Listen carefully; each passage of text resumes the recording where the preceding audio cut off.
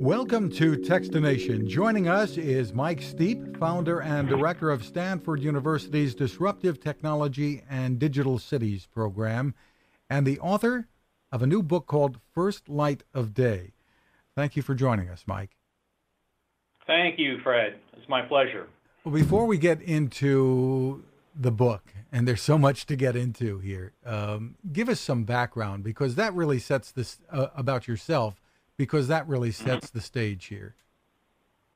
Excellent. Well, I had a 35-year career in technology. I started in Silicon Valley in what I call the ancient times, 1980, with Hewlett-Packard when they launched the first mini computer.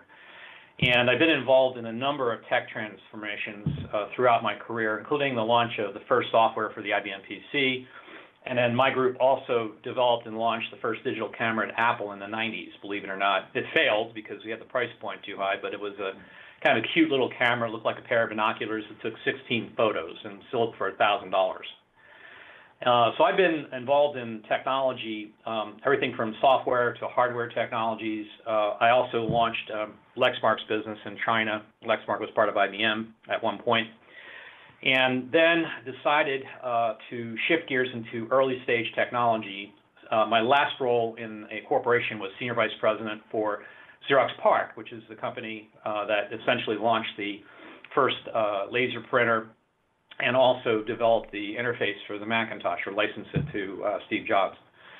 So, quite a career from the point of view of technology exposure, and then also working with Bill Gates at Microsoft and his innovation organization that he set up, and also Gary Flake, who was the CFO at that time, CTO rather. So I decided I wanted to do something to help corporations bridge early stage technology in an effective manner. So I went to emeritus professor at Stanford, Ray Levitt, and the two of us founded a program called the Disruptive Technology and Digital Cities program. What that does is it takes the 400 labs, tech labs at Stanford, and tries to map them to corporate affiliate members. So we have 30 affiliate members, and essentially what we do with each affiliate member is we help bridge the technology gap with a business model to show how monetization could work, and if they so choose, they can license the technology directly into their company. We also do a lot of startup funding. So I'm kind of at the center of a huge amount of technology crossing everything from advanced material sciences to behavioral technology. So it's not just one area, it's literally crossing every major sector of technology.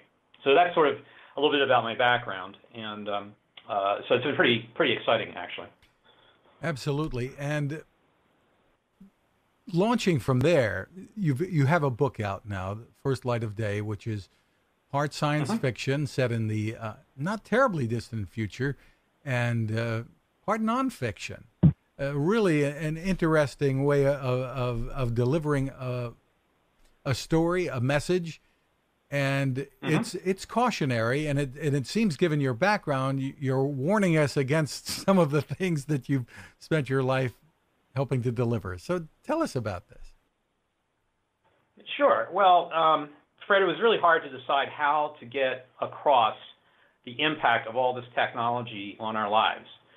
I could have written a business book, for example, talking about disruptive technology and innovation, but what I really wanted to do is find a mechanism that would allow people to see in the future what the impact of all this is to society, and then be able to empathize with the characters who are dealing with it. So that's the reason I decided to write a fiction part. The first part of the book is fiction. The second part of the book is a compendium, a description, factual, of all the disruptive technology that is driving actually some of the assumptions in the book. And new companies are created in the book, so it's an extension of what I think of the new Facebooks and Googles are going to be, into the future, and what technologies they will literally develop. So it's a really great mechanism. The only problem with it traditionally is fiction has been romance novels and other things, not really books about technology impact in this sort of fashion or this methodology. Well, and the reason for creating the fiction part of this book, you say in the foreword, is that there's really no other way to to get this story across? Explain that. Well, there's a reason for that, Fred. The big change in technology across the board has been something called convergence. You know, in the old days when the PCs were first launched, you had software, you could understand that was one category, and you spent your career in that for a time, developing software technology. These days, the problem is it's so complex because there's something called convergence going on. So a brand new, radically cheaper sensor, for example, is married up with chips that can relay data from an aircraft wing.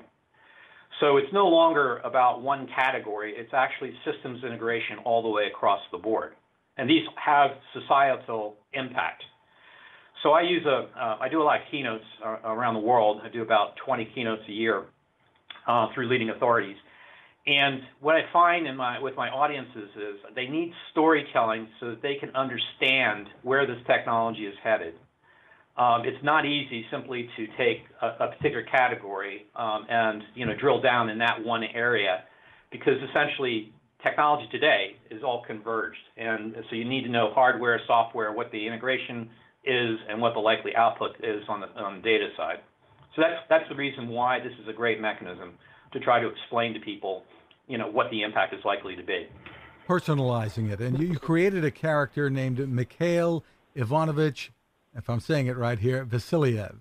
So tell us. That's correct. Tell us about him and this character, and what people should know, what you want them to know before they pick up this book. Well, he's a classic profile of an engineering personality from the perspective of how engineers think about solutions to problems. And it's amplified in the future because people are so device dependent that they've lost a lot of their ability to have interpersonal relationships. In fact, they have relationships with agents, I call them, which are essentially intelligent robot devices or voices that are essentially transmitted through earpieces that can do everything from arrange their travel to give them stories to help them plan their athletic activities and so forth. So very little human interaction in the traditional sense, a lot of machine interaction. And so they bond with a lot of these agents. So his biggest issue is that he has been totally focused on developing advanced technology, and he's put in a position at a company called Lloyd's, based upon the old English company, that is essentially going to flip the switch and make it possible for thinking machines to control, through personalities, the world financial market. And so he's a marching soldier going along, and then there's a plot that basically makes it possible for him to take a personal experience from his early childhood years, a friend who died in an ice skating accident, and allow him to relive that through technology and ask questions. And that starts a transformation process where he begins to connect to people and personalities, albeit from the past in this case. And then he decides, he's got a decision to make on what personality he wants to give to this particular technology that will start taking control of the financial markets. So at the end of the book, there's a turning point. And that's what I want readers to know about. What decision would they make if they were in the same situation versus the decision that he did? And it's a very powerful new computing technology called quantum computing that is developing. So powerful, in fact, that one quantum computer is the equivalent of 1 million times the force of all the computing power in the world today. And so it can make decisions much faster, and it's a thinking machine type of technology. So that's sort of Mikhail, and I have a feeling a lot of people are starting to experience that, especially in Silicon Valley, because the relationships with devices and the way companies are set up here are very focused on working with software and technology, not necessarily, in the old days, working so much with people. Although there were engineering teams, obviously, but that's kind of a work environment, not a social environment. Well, you also paint a picture here of a population, a global population, divided between the people who are helping to create the technology, and pretty much everyone else is superfluous, if I can, it seems. Well, we're seeing that here in Silicon Valley. For every tech job that's created, there are 2 service jobs that are created at half the salary level. Yet the cost of living has skyrocketed to such a point that we have the greatest divergence of wealth in the United States, maybe in the world. And so it's the technology that's making people extremely wealthy, certainly at the top, Facebook and other companies. And so it's creating this divergence in the population that is extremely disturbing. And so we already have the model, Fred. It's Silicon Valley. And this is an extrapolation of where the future is going to go. Because, at least in our area, if you are not a person with high level of expertise, you really can't afford to live here. And the problem with this is I'm seeing my own grandchildren and my own family struggling from this. Because they can't really afford housing on, let's say, an average or a normal salary level. So I think the break even now in the Bay Area is like $120,000 on average. I've heard people say as high as $150,000 just to be able to rent a one-bedroom apartment and provide enough food and for your family. So huge problem, and it keeps increasing every year. It doesn't just stop. It has been increasing rent and housing prices. That's in part due to the lack of rezoning by the cities. They're almost ignoring that problem. And so that compounds the whole issue here. But the technology is really what's driving it. Well, in the world of artificial intelligence that we've all been inviting into our lives, no turning back the clock here, it would seem. So, I mean, if you want people to think about solutions and choices here, we've already made the choices inviting this technology into our homes, into our vehicles. So I guess the question is, what should we be thinking about? Well, that's it. We're not thinking about it. I call it the iceberg effect. So you buy an iPhone and you really don't know how the data is being used underneath the water level. You see a little bit of that. You opt in for Apple's policies, and so your privacy is almost immediately compromised because you're really, the privacy you have is whatever Apple defines it as for the use of the device. And so that your information, as you get tracked, is sold to other companies and partners. And so there's a creation of a perfect profile on you. And it's getting even more interesting because the physical devices of cameras in the cities and so forth are linking up to the personal devices. And so in China, for example, they're trying to integrate the entire model, and some of their partners are American social media companies. So our social media companies are learning what they're doing and how to integrate all that. So you've got a model where the iceberg is enormous underneath the water level, but people don't really know about that or even ask questions about it. So in all the keynotes that I do around the country, and I did also one in Qatar, when I present the iceberg slide, they are actually shocked at the level of data exchange. And which is really interesting because it's almost like an invisible layer or an invisible hand, to use an old term, of crossing the data layer in cities. So it's really remarkable that they don't know what's going on with their own information. So it's faith-based. We're moving to a faith-based model in technology. We believe that it is intuitively positive for us to use technology, but it's entirely based on faith, not due diligence. And so what I'm trying to do is at least make people aware. Now, it's not dystopian because humans use tools, both for good and bad. So it's really about what humans choose to do with the technology. And in the case of the book, Mikhail has a choice. A new powerful technology has emerged where he could make a difference in everyone's lives. And so he has to decide whether to stay on the same path or diverge from it and really go into his human personality to make that decision. And that's always going to be the case with technology. We have a choice. The problem with it is that we really don't know what our options are. We don't discuss it. There's not a debate. Certainly in Congress, you hear about privacy laws, but it's like whack-a-mole. It's not really all that effective. And in fact, we're going to develop a privacy conference, we call it Theater Privacy, for September of next year. We're bringing experts in from around the world to talk about the problem. Is it a matter of regulations, government trying to force disclosure and provide more information to all of us? No, it's not that. It's a lack of understanding about what is actually going on, or even a lack of interest on the part of legislators. So, I had a fairly prominent, representative of Congress who I had dinner with. And the whole discussion wasn't so much about where technology was headed as, how much wealth has been created and the lobby groups, campaign financing. And so I think, we've got an inherently broken model on the political side that is fueling a lot of this iceberg mentality where we're just looking at the surface, and we're doing it intentionally. It's not like it's an accident. And so from my perspective, that's a mistake. We're seeing the effects of that in our politics. I do a discussion called Politics and Technology, which is bipartisan, so to speak. It's actually not partisan, it's objective. And if we think we've seen problems with the interference in elections, we're only seeing, yet again, the tip of the iceberg.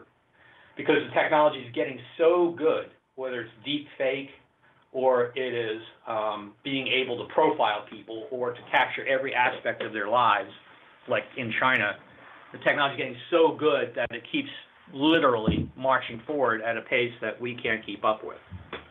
And so it's a real threat to the democratic process if we can't figure out a way to really understand what this is all about. That's really what the point is. We did a survey of 400 companies and a couple years ago to look at innovation. And the number one issue inside of corporations is their lack of understanding about where technology is actually headed. They don't have visibility and they don't see it because they're so busy focusing on earnings growth and revenue growth that their own R&D organization doesn't know about key technologies that are being developed in Silicon Valley by startup companies, and they have no bridge to that world. So this awareness problem isn't just in one place. It's across the board in our society. And, and it's getting a lot worse because technology is moving at an exponential rate, and human ability to manage it is linear. And so this huge gap is starting to emerge. So, last year, $300 billion was invested in disruptive technology outside of corporations. Inside of corporations, $2 trillion was spent, but $200 billion, only 10%, was for general scientific research. And our survey information is telling us that the failure rate for that is nearly 95%, actually the same as venture capital, which is remarkable. And so, we're at a crisis of innovation at the corporate side, but we're also at perhaps the greatest explosion in technology innovation and development in the history of the world, that's occurring. I haven't seen anything like this in my entire career. And I'm right at the center of it. So I get to see stuff that, is 3 to 5 years before it gets out to market, which is a hell of a lot of fun, Fred. Well, it also is for me, maybe not for others. It's pretty scary at the same time. Every once in a while we hear prominent people, whether it's Elon Musk or someone else, talking about fear of artificial intelligence and warning us. Well, it's not the AI, Fred. That's only part of it. So as an example, we're now developing robotic skin using new sensor devices that make it possible for a robot to feel its way in an environment without being told. It can make its own decision. The artificial intelligence is at the back end, and yes, it's very important, but the other technology to make it possible for the robot to feel its way, know what a cup of coffee is, for example, without being told, talk about a revolution. The School of Medicine's looking at this for surgery. On the manufacturing side, likely we're going to end up rifting robots at some point with new technology coming in. So, it's all accelerating because of the convergence. So we can't just look at AI. We have to look at what's going across the board in all of this technology, not just one area. That's the problem, because people have a hard time being able to hold that in their head, that model in their head. And very few have the exposure, so they really don't know what's going on. So writing a book like this and knowing what you know, the work that you do, can you be optimistic about our future as a society? Well, I am optimistic because, in a sense, because Mikhail has a choice. A new technology is developed that could change everything. And what the book is really about is, it's not about optimism, it's really understanding our choice, what we want to do.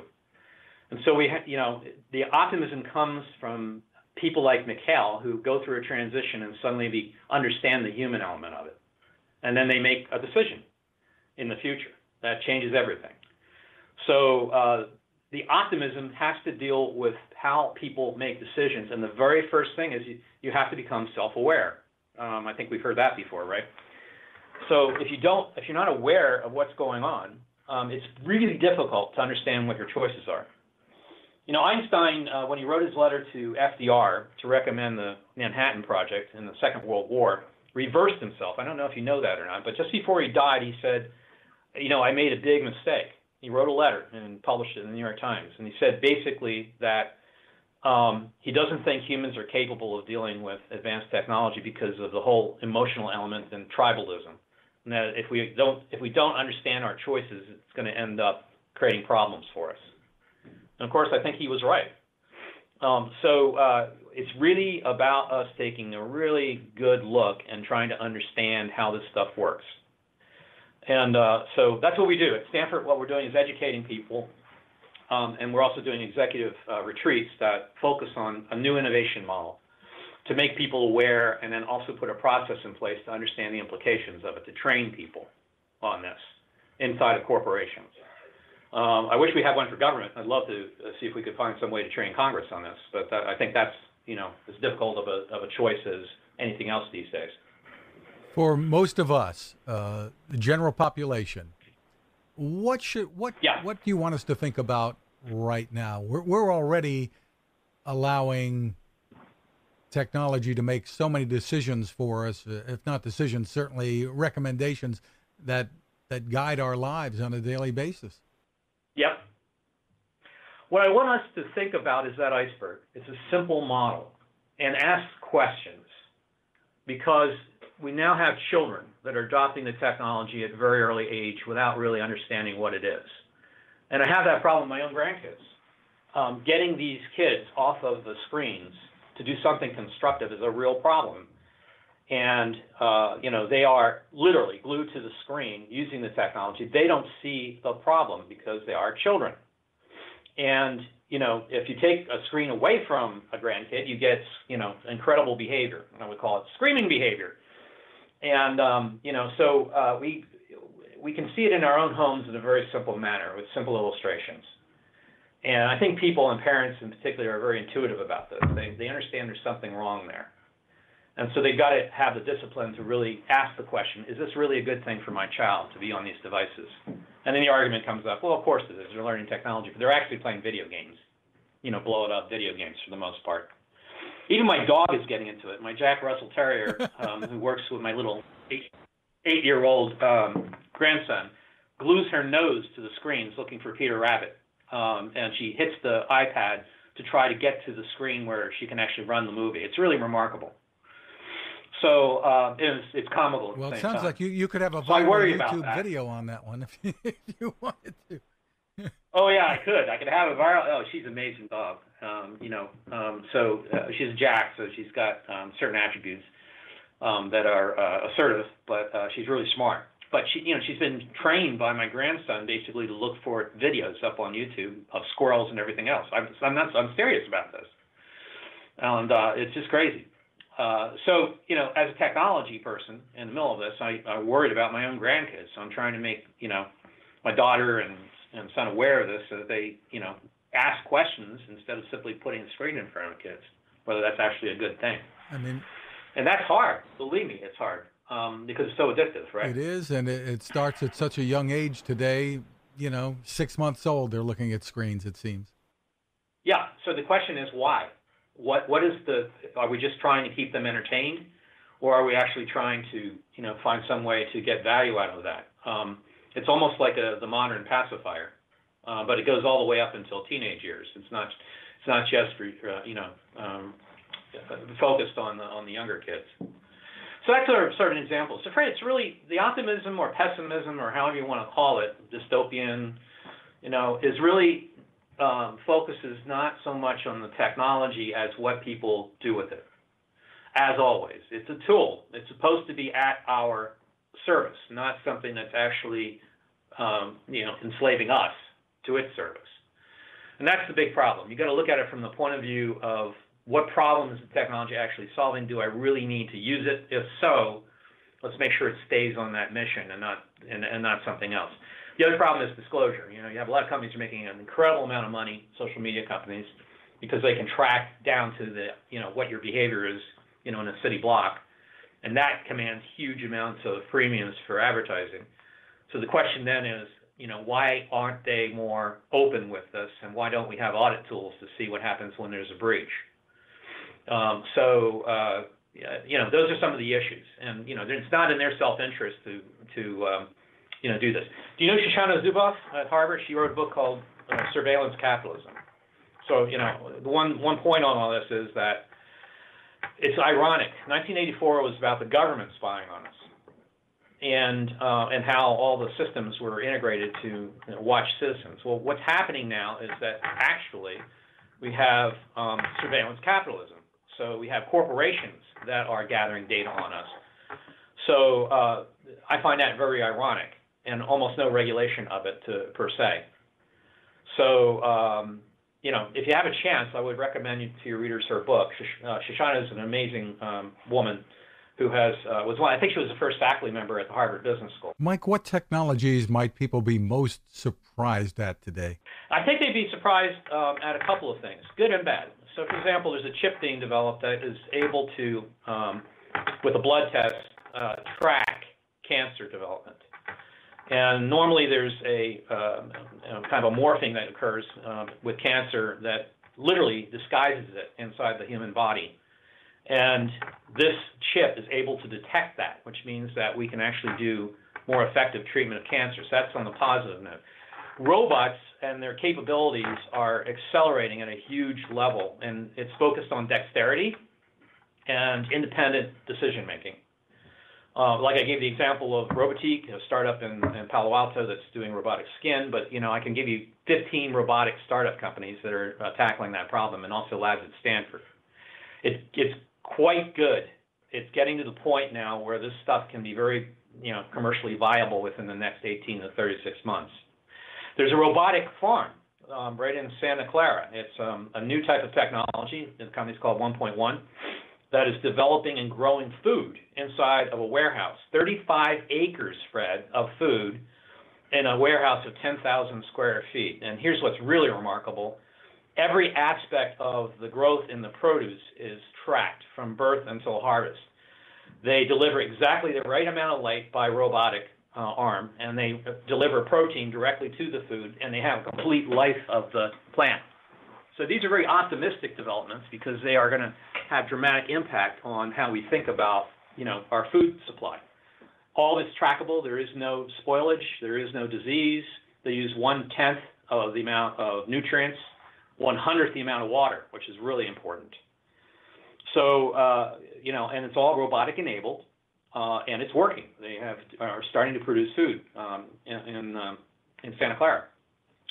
So there's a lot of things that are happening that people would be literally shocked.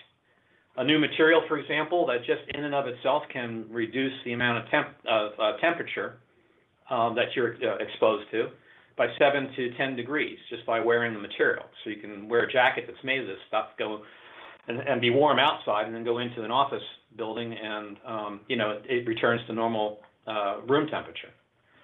And that's about ready to be commercialized by BASF and some other companies in Europe. So, very interesting, don't you think? Absolutely, really wild.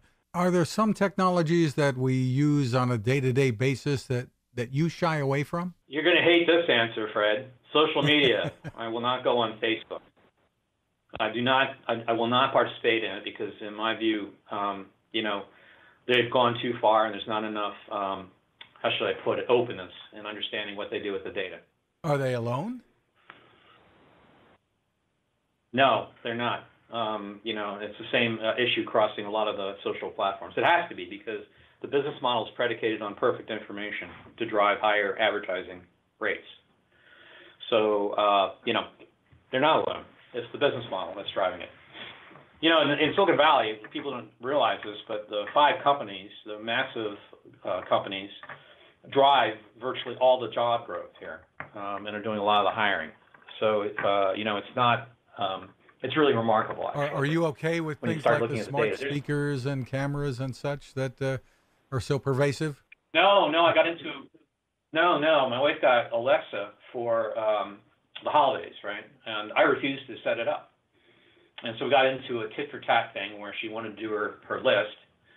And, I just would not connect it. But she finally did. She connected it up. And are you familiar with Amazon Go, the new retail stores Yes. that are being developed? You don't need cashiers. You walk in and with your app. You scan your app onto the turnstiles. You go in, you buy your food, or you actually look at it and you just walk out. There's, it's all charged to your Prime account. What do you think is going to happen in that information? You think it's just going to remain compartmentalized, or do you think it's going to be, crossed with the other information you have on your phone that is tracked? So, it's crazy actually, because again, the iceberg is huge under the waterline, and we don't see it very often. But we'll use the convenience. Who doesn't want to go into a store and not have to deal with cashiers? And Alexa and the other devices, Apple included, including Siri, are gathering information in the home. So there's something called the last mile that's starting to develop. Companies like Comcast and others, Xfinity in particular, are driving into the home to manage to figure out what we're doing. And I got a question from a CTO of all things, a utility company, that asked me, can we actually censor refrigerators to know what people do during the day when they open and close it and what food they're eating? And they were serious. That's what they wanted to do. So, Bush used to call it 1,000 points of light in a positive way. Well, there's 1,000 points of innovation occurring, all of which are around this whole surveillance capitalism model that Shoshana talks about. So those are things that, are in our daily lives. Would you like to have someone track your refrigerator to see how much you eat and when you eat it? I don't know if you'd like that. Obviously, the ability to order more milk as it's running out, et cetera, on its own and have it delivered. Yeah, or to see who's in the house. That's Comcast, and what devices they're using and how much time they're up on it and so forth. So that's what Xfinity services are all about. There's a funny commercial of a kid who's trying to go up and see a girlfriend, climbs the stairs, opens the window, sees his girlfriend. Father walks in and has his phone and has identified him because of Comcast Xfinity platform. It's really funny. It's funny. And the kid, of course, backs down and starts to leave. But that's the nature of where we're going with all this. And it's going to be very difficult if you don't want to be part of all this to exit. Well, that's the obvious question. Is it too late to go back? Is it too late for people to decide I don't want this? No, I think we have to adapt, Brett. I don't think they have a choice now. They've voted with their devices. You haven't seen iPhone sales drop based upon privacy concerns. Instead, you see widespread adoption of Alexa. People are simply believing that what's above the waterline is actually what's going on. So I'm afraid it's almost impossible to go back in a way that is, where we can have more privacy. I don't even think people really care about that. I think people have lost a sense of what privacy really means. So it's interesting. It is, and I guess it comes down to that end decision. So how does this data get used that's collected on all of us for good or for bad? Yeah. I'll give you another example. We're developing a new model called the visual platform at Stanford, which is looking at an entire metropolitan area and mapping every single building and every single infrastructure and utility, San Francisco downward to the Bay Area. And then we're also layering on top of that data, which is what a lot of companies are interested in, on financial transactions. And the goal of that model is to be able to predict outcomes, so you can see an online economic version of the city in real time. So you can make a decision. If I'm going to drop a building at one location versus another, I can do an analysis beforehand and predict outcome. So if there's a lot of wealth moving up one street, not so much moving down another, that may actually drive my decision to put a commercial real estate building in a new location. So that's using, again, converged technology. It's using, a lot of new graphics capability for imaging. It's using data layers. It's using machine intelligence. It's using predictive analytics. So this is what the power of it is. It's when you converge technology, it's not 1 + 1 = 2. It's 1 + 1 = 4. It's amazing. And I've never seen quite anything And like if this people before. are worried about self-driving cars, autonomous vehicle technology, I guess we have news for them. If you have a phone in your pocket, where you're going, what time you're going, etc., is already being collected. Well, you don't need the phone for that, Fred. There's something now called the continuous value chain. So companies, car companies in particular, one of which is a German car company, now makes it possible to collect data in real time from the components in the car as well as your own behavior, and then collect that information for collision control purposes. So if you get into an accident, they actually know almost immediately, and then can give you a proposal and repair within 24 hours. It's called the continuously connected value chain, which means that every aspect of device, of people, and of objects are connected through this massive data analysis. And then it is parsed and then delivered in a form that can be used. So, for example, your local dealer, car dealer, could get the proposal ready for the repair of the car. So, this is changing business models. The same model can be applied to virtually any industry, including healthcare, where there's continuous connection all the way through the system. You don't need a phone anymore, Fred. I have an i3 which collects data on me, a BMW. I'm as bad as everybody else. And I didn't realize how much data was being collected until I got into an accident, and then suddenly got information about, a collision. So quite a surprise. But it's not the only one. Every major company is doing this. And then now you've got Apple also with AirPlay, and Amazon with Alexa in the car. So, but then you also have cameras in the city and sensors in the roads. And what the Chinese are doing is essentially integrating the whole model to create a complete picture of who you are, so that they can know if you're a threat to the system. That's the logical outcome. They actually are 1984. We are a capitalistic version of it. I have nothing wrong with capitalism, Fred, by the way. It's done a great benefit to humanity, taking people out of poverty. Well, you've given us so much to think about in this interview, and so much more to think about in the book, First Light of Day. Mike Steep, thank you so much for taking all this time with us. Thank you, Fred. I really appreciate it. You have a great day. Cooking with the Power of the Sun. Hi, I'm Fred Fishkin, here to tell you about the latest innovation from my friend Patrick Sherwin and his great team at GoSun Stove. The GoSun Fusion has arrived using the company's tried and true reflectors and a solar vacuum tube to get you cooking without the mess of charcoal, heavy propane tanks, or smoke. A really bright idea.